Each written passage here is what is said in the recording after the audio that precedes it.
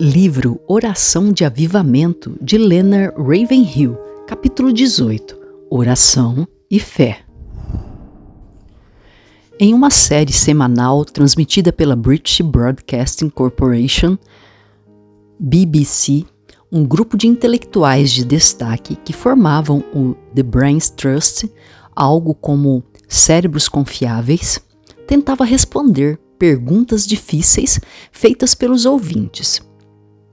O professor Joad fazia parte do grupo e em qualquer pergunta, a resposta invariavelmente começava: "Isso depende do que você quer dizer com." Afirmamos exatamente o mesmo sobre oração. Tudo depende do que você entende por oração. Em certo sentido, todos oram em algum momento e lugar. No entanto, precisamos saber o que é a verdadeira oração. Muitos alegam, em especial os que reclamam do tempo necessário para orar, que não é a oração sozinha que vai fazer as coisas. Concordamos plenamente com essa visão, pois, acima de tudo, a oração é ligada à obediência, à fé e a pedir o cumprimento das promessas. O paraquedista que despenca pelo ar não está seguro apenas por ler a etiqueta "puxe esta corda". Também não vai escapar só porque sabe que a corda está no lugar certo. Só ficará em segurança quando obedecer ao que diz a etiqueta, agir de acordo com o conhecimento que possui e puxar a corda.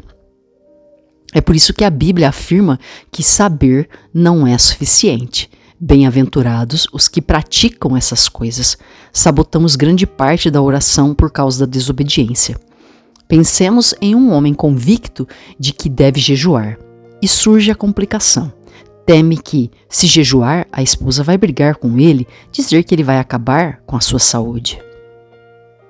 Na verdade, a maioria das pessoas seria mais saudável se jejuassem. Atualmente, até algumas dietas incluem determinados jejuns.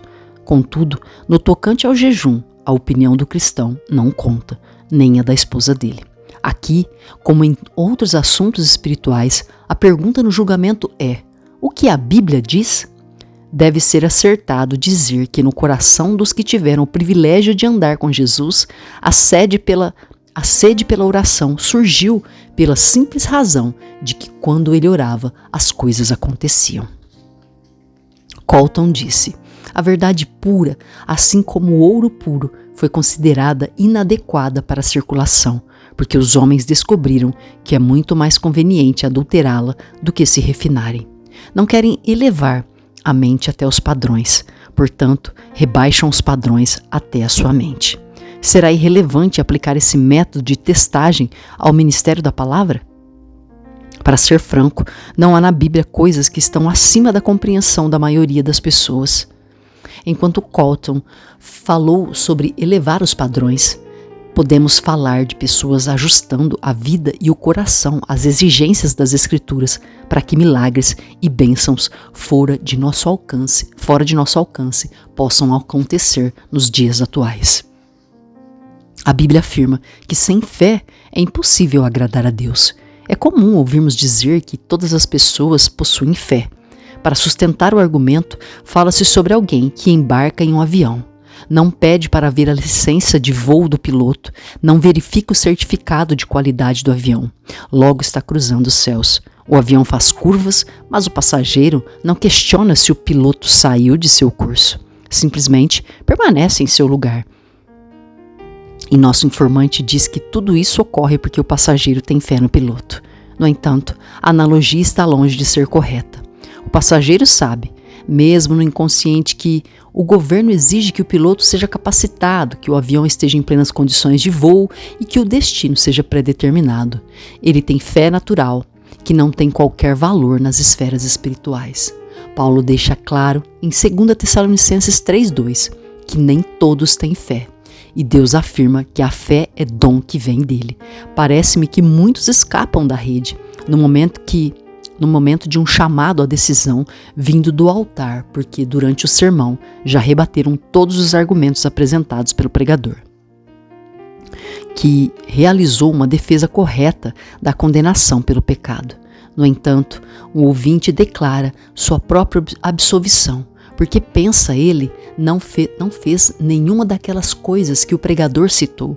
Em outras palavras, ele diz que não é má pessoa. Todavia, o primeiro argumento de Deus com o ser humano não é que ele é mau, mas que ele está morto.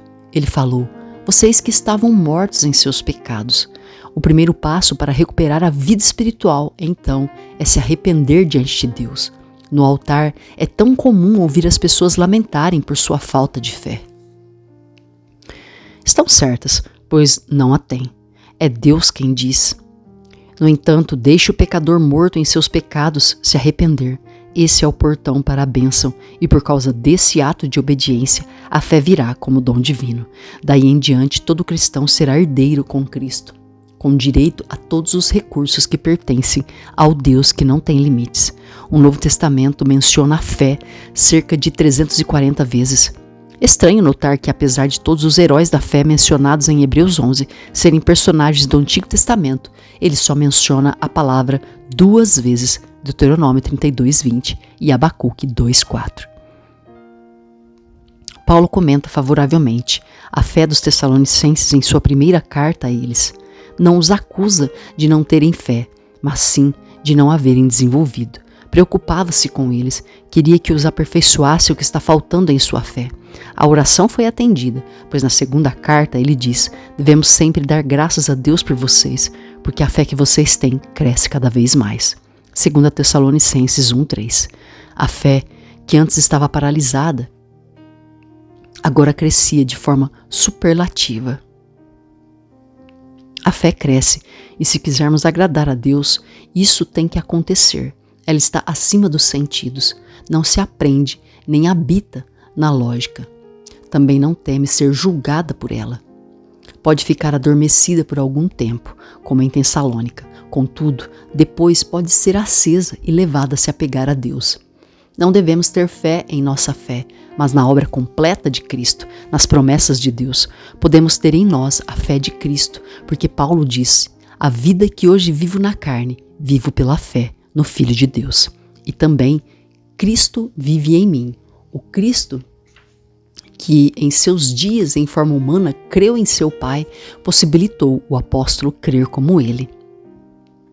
Pelo motivo de que Cristo vivia em Paulo, tal verdade supera qualquer lógica que o mundo conhece. Na deliciosa casa de Ivor Davis, em Auckland, na Nova Zelândia, encontramos renovo para o corpo e inspiração para o espírito. Certo dia, ele me contou sobre uma ocasião em que ele e a família foram obrigados a se mudarem de uma casa onde moravam. Não fazia muito tempo que estavam na Nova Zelândia e agora tinham um prazo para se mudarem. Teria sido fácil usar o senso comum e guardar toda a mobília em um depósito. Todos somos excelentes em racionalizar. Ivor e sua esposa, porém, se recusaram a guardar tudo e reservaram um caminhão de mudança. O motorista queria saber o endereço do destino. Ivor não sabia. O homem continuou a colocar os móveis no caminhão e, antes de concluir sua tarefa, uma pessoa lhes ofereceu uma casa para ocupação imediata em outra área da cidade. Aleluia! Reparem na letra deste cântico. Fé simples. Fé vê a promessa e olha apenas para Deus, ri do impossível e grita: assim será. A frase olha apenas para Deus é que faz a diferença. Queremos fazer as coisas sozinhos e depois deixar Deus dar uma ajuda. Abraão tentou ajudar a Deus a cumprir a promessa e hoje sofremos as consequências. Recordo-me de um grupo cristão da Inglaterra que, quando o número de membros dobrava por causa de uma fusão com outro grupo, se alegrava muito com o resultado. Muitos começaram a comentar que cada fusão era obra de Deus. Um irmão ousado, porém, questionou a ideia e aventurou-se a dizer: penso que isso é igual à fusão que as grandes lojas fazem hoje. Penso que ele queria dizer que não havia nada de sobrenatural no processo. Concordo com ele, embora suas palavras acabaram levando-o a perder sua posição naquela igreja. Inclusive, essa atitude do grupo não provou que ele estava errado. Estou convicto, sem sombra de dúvida, de que não apenas o mundo, mas também muitos na igreja desejam ver exatamente manifestações sobrenaturais. Muitos amados de Deus leem a Bíblia com a mente inquieta, sabendo que no tocante a milagres e manifestações incongruentes com racionalização, não é verdade que assim como ele são eles neste mundo. Talvez seja como Gideão, que quando ouviu que Deus estava com ele, perguntou: se o Senhor está conosco, onde estão os milagres que nossos pais nos contaram? No tocante a ele, milagre era coisa do passado. Acho imperdoável a maioria das pessoas explicar a vida cristã como não beber, não fumar, não falar palavrão, não apostar, não dançar, não se entregar à luxúria, não roubar, etc. Embora tudo isso seja bom, não basta. Existe uma fé, apenas uma fé cristã verdadeira. Todas as outras, por mais charmosas, sedutoras ou bem-sucedidas que pareçam, são falsas. Às vezes sou tentado a adotar o cinismo vendo gente bem vestida, alimentada, que mora em casas bonitas cantando Faith of Your Fathers, fé de nossos pais, e prosseguem como seria nobre o destino de seus filhos se como eles pudessem morrer por ti.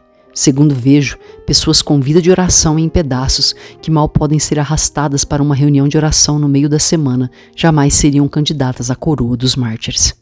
Com certeza, existe uma fé a defender, que foi de uma vez por todas entregue aos santos. Aleluia! Mas falamos aqui de fé ativa. Existe uma fé que possuímos como fruto do Espírito. Até a alma regenerada deve ter esse fruto bendito.